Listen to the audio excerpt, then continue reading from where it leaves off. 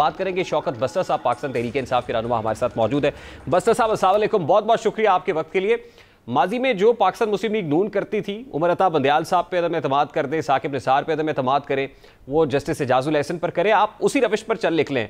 आज आपने वक्त के chief justice of Pakistan justice Qazi Faez साहब पर फॉर्मली बाज़ाब्ता तौर पर लिख के अदम एतमाद कर दिया है, तो क्या आप भी वही रविश अपना रहे हैं जो माजी में आपके ओपोनेंट अपनाते थे और आप उनको तनकीद का निशाना बनाते थे? चीफ जस्टिस काजी फायजी साहब से डे वन से जो इश्यूज हैं वो आपके सामने हैं।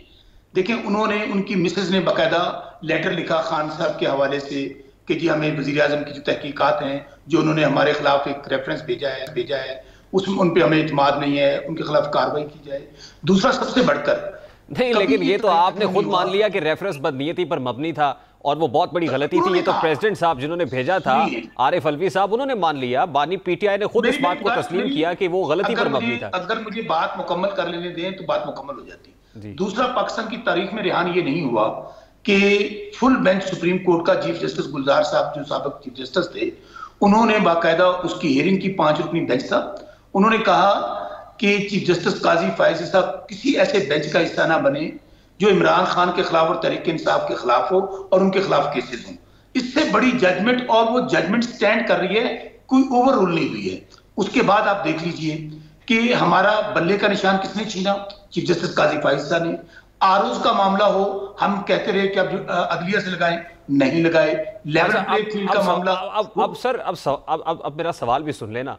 आपने कहा, जस्टिस गुलजार साहब ने कहा जी कि जस्टिस काजी फायजी साहब किसी बेंच पे ना हो, जस्टिस काजी फायजी साहब चेंबर वर्क करते रहे। उस वक्त मास्टर ऑफ द रोस्टर एक शख्स था, फर्द वाहिद था। आज मास्टर ऑफ द रोस्टर तो एक फर्द वाहिद नहीं है। चीफ जस्टिस के पास तो इख्तियार ही नहीं, बल्कि जजेस कमेटी के पास वो इख्तियार है कि किसको किस बेंच में लगाना है। तो आज जस्टिस काजी फायजी साहब खुद तो ये फैसला कर ही नहीं सकते कि किस बेंच में उन्होंने बैठना और किस में नहीं बैठना। सर, ट्राई टू अंडरस्टैंड जो बात हम कह रहे हैं कि चीफ जस्टिस काजी फायजी साहब पे जब हमने अदम इत्मीनान कर दिया, जिसके इश्यूज मैं आपको बता रहा हूं, वो उस बेंच में ना बैठे। और मैं बात बताऊं, ये जो ट्रेडिशंस हैं, जो तारीख है, अगर किसी जज के मुतालिक उसको शुबा भी हो जाता था ना कि साहिल को मेरे पे इत्मीनान नहीं है, तो जज खुद अपने आप को उस बेंच से अलग कर लेता था। मेरी इसकी बात मुकम्मल सुन लें कि ये तीनों केसेस जो मैंने आपको मिसाल दी। अब दूसरी तरफ देखिए, हमने 8 मई की दरखास्त दी, हमने मिलिट्री कोर्ट के खिलाफ दरखास्त दी, 8 फरवरी की दरखास्त दी। आज तक 8 फरवरी की दरखास्त नहीं लगी। लेकिन जब ये इलेक्शन ट्रिब्यूनल वाला मामला आया जिसमें धागली बेनकाब होनी थी, इलेक्शन कमीशन जो हमारा मुल्ज़िम है, जो हम समझते हैं कि वो जिम्मेदार है दाखिले का, वो रातों रात और भी पिटीशन लग गई हमारे। बात कहने का मकसद ये है। अच्छा, ये बड़ी खूबसूरत बात आपने की शौकत बस्तर साहब के जज रिक्यूज कर लेता है। हाई मॉरल ग्राउंड्स के ऊपर जज जिसके ऊपर इल्जाम लगे रिक्यूज कर लेना चाहिए। ये इस्तेहकाक तो फिर भी जज साहब का है ना कि वो रिक्यूज करता है या नहीं करता। फिर दूसरी बात ये है कि जस्टिस एजाजुल एहसन साहब को कहा गया कि आप रिक्यूज करें, पाकिस्तान मुस्लिम लीग नून ने एतराजात उठाए।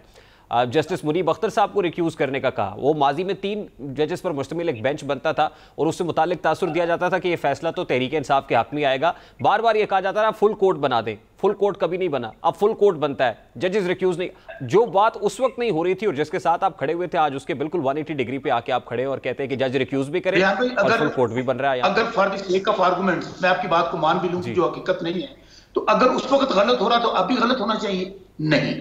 मैं फिर आपको बार बार यही कह रहा हूं रेहान कि हमारे पास सीरियल ऑफ केसेस हैं। आज आप देख लीजिए ना, पाकिस्तान में बुनियादी इंसानी हकूक का जनाजा निकाल दिया गया है, सहाफियों को कत्ल किया जा रहा है, अगवा किया जा रहा है, यहां पर डाका डाला गया पाकिस्तान की तारीख का सबसे बड़ा 2024 इलेक्शन, और उस पर चीफ जस्टिस काजी फायजी साहब ओपन कोर्ट में क्या कहते हैं, यार ये फॉर्म 47 क्या होता है? भाई फॉर्म 47 वो होता है चीफ जस्टिस साहब जिसके जरिए इंसाफ, अदल और जमहूरियत का सरेआम कत्ल किया गया है। हम मैं कितनी मिसालें दूं? मैं आपको मिसाल देता हूं। जब ये इलेक्शन हुआ, मैं चीफ जस्टिस काजी फायजी साहब के सामने कुरान पाक लेकर पेश हुआ। मैंने कहा चीफ जस्टिस काजी फायजी साहब, इस इलेक्शन में तारीखी धांधला हुआ है, मेरी गुजारिश सुन ले।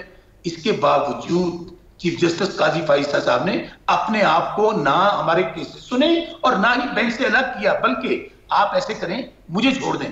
इसी प्रोग्राम में आप किसी कोर्ट रिपोर्टर को ले लें जो सीनियर्स हैं, वो क्या कहते हैं कि चीफ जस्टिस काजी फायजी साहब हर उस बेंच में शामिल होते हैं जो केस तहरीक इंसाफ के खिलाफ होता है, इमरान खान के खिलाफ होता है। भाई एक वाकया हो सकता है, 2 वाकया हो सकते हैं।